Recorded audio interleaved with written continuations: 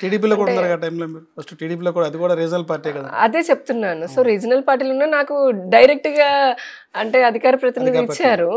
మామూలుగా అసలు సహజంగా పార్టీలకు ఉన్న భేదం చెప్పాలి అంటే గనక ఇప్పుడు రీజనల్ పార్టీస్లో ఎక్కువగా ఏంటంటే ఎప్పటి నుంచి 30 ఏళ్ళ నుంచి అట్లా ఒక రాజకీయ నాయకుడు ఉన్నాడు అనుకోండి, ఆ తర్వాత మళ్ళీ వాళ్ళ కొడుకనో కోడలకనో కూతురుకనో మళ్ళీ అలా వారసత్వంగానే ఇస్తూ ఉంటారు. బయట వాళ్ళకి ఛాన్సెస్ చాలా తక్కువ ఉంటాయి.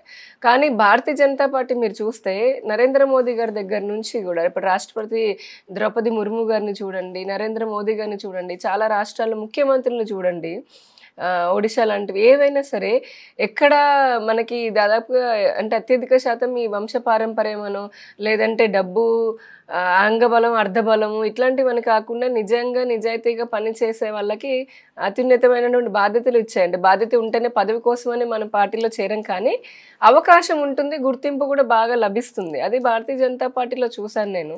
బీజేపీలోకి ఎందుకు ఎంచుకున్నారు? అదే అంటున్నాను. అందుకని కాంగ్రెస్ పార్టీ కూడా ఉంది.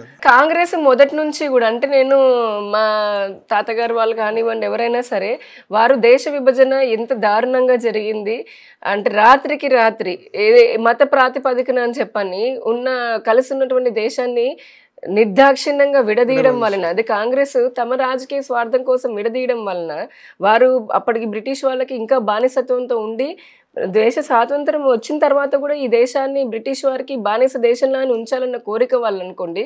చాలా స్ట్రాంగ్గా నేను చెప్తున్నాను ఈ పాయింట్. నేను పార్టీషన్ ఆఫ్ ఇండియా అని మీరు కొన్ని పుస్తకాలు చూస్తే దేశ విభజన ఎలా ఉంటాయనేది, మన సోదరులు అంటే ఏదైతే మన దేశంలో ఉన్నటువంటి ముఖ్యంగా హిందువులు రాత్రికి రాత్రి వాళ్ళు అసలు ఏ పాపం చేశారండి? పడుకున్నట్టుగా వచ్చి లక్షలాది మందిని, మహిళల్ని మాన ప్రాణాలు వారి వక్షోజాలను కోసేసి 10ల సంఖ్యలో 100ల సంఖ్యలో మంది సైనిక వాళ్ళు రేపులు చేయడం అనేది, చంపి వారి ముందే వారి భర్తల తలలు నరికి నగ్నంగా ఇలా కొన్ని లక్షలాది మంది మరణానికి కారణమైంది కాంగ్రెస్ పార్టీ.